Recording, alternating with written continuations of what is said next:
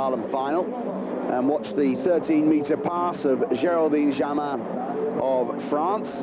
Normally shouldn't be a problem for her, and indeed Jamin rounds the sixth and final buoy and now comes in with the rope shortened down to 12 meters. Géraldine Jamin rounds 1. 2, she's a little late on 2, will have to work hard for 3 and gets pulled forward out of the front door on 3. And Jamin credited with 2.5 at 12 meters. Now Christina Mugiashka of Switzerland, 13-meter pass for her. 1, 2, 3, safe and sound. Rounds 4, round 5, a little bit braking at the waist, but round 6 and through the exit gates, 13 meters done and dusted for Mugiashka.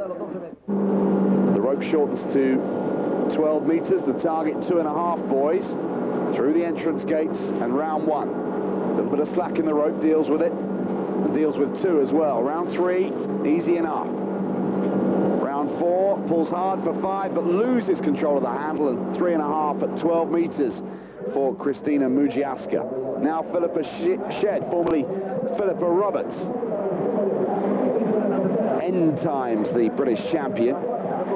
Most successful British water skier of all time, cruising through the 13-meter pass. Philippa Roberts, or Philippa Shed, 13 meters, a cruise for Philippa, who now comes in at the 12-meter rope length. Round 1, 1's good enough for Philippa. 2's nailed as well, a little bit of slack, but she's dealt with it. Round 3, Philippa looking really comfortable here. Round 4, I spoke too soon, and Philippa's gone. 3.5 boys at 12 meters. That ties her for the lead.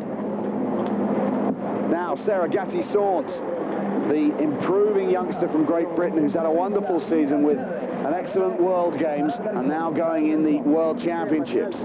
Gatti-Sant through 13 meters with no trouble at all. Now Sarah Gatti-Sant has a tougher task as the rope is cut down to 12 meters. Oh, and she really had to push hard out of 1 there to make it to 2. Oh, and again 3. She's got her body horizontal in the water on that side, and that was a scrappy second run for Sarah Gatti-Sant. Goes 7th. Now Tony Neville coming in at 13 meters, former world champion. Tony Neville looking strong. 13 meters for most of these women should be a doddle under normal circumstances, and it's the case for Tony Neville, who comes through 13 meters and now has to deal with 12. Drops in at the far end of the lake, the rope is shortened. Neville comes back in the opposite direction for a run at 12 meters. Round 1, smooth turn. 2's pretty good as well. She looks relaxed, Tony Neville. Round 3, excellent timing. Round 4, 4's a good one too. She should run this pass, just boy 6 to go, and that's the best we've seen so far from Tony Neville of Australia.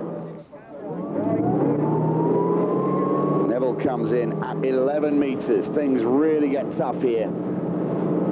The shorter the rope, the tougher it is for the skiers to reach the buoy, and they have to use their bodies as an extension of the tow rope. Tony Neville pulls hard for 1. This will set the pace. She's lost the rope, and that's just half a buoy at 11.25 for Tony Neville, with some good skiers still to come.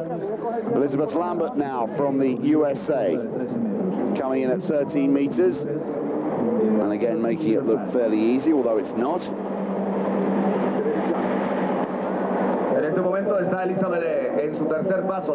That's a lovely pass from Elizabeth Lambert. Good way to relax into the rhythm of the slalom course here. But she has to find a new rhythm now as the rope is shortened to 12 meters. The American would be disappointed if she didn't run 12.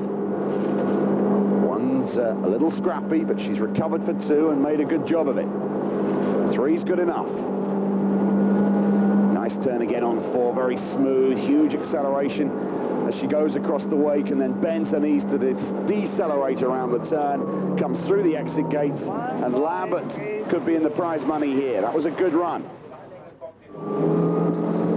Now she comes in at 11 meters, half a buoy to beat, 11 1/4 meters to be precise.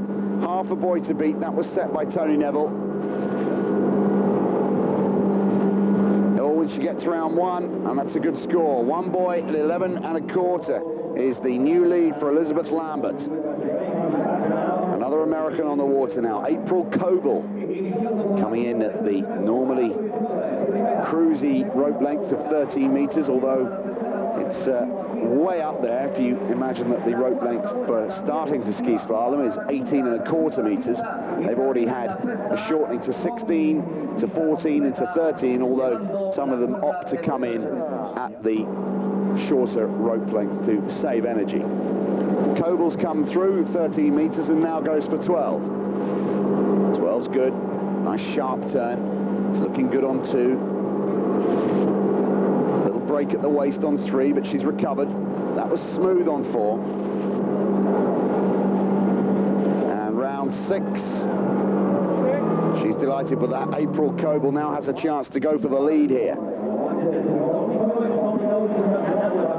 11 1/4 meters, and April Coble manages one buoy at 11 1/4. So now the crowd awaits the arrival of the triple world champion Helena Schillander, who always seems to come good on the big occasion. 13 meters will be an exhibition pass for Helena Schillander. Brother Mike Schillander, also a highly rated slalom skier. He was silver medalist at the last World Championships while Helena took the gold. Now she comes in at 12 meters and things get a little tougher, but for a skier of her capabilities, it shouldn't be too difficult to round these 6 buoys. Good conditions now. The chopper's gone, the water is flat. Little or no wind for the skiers to worry about, and Schillander makes that look easy.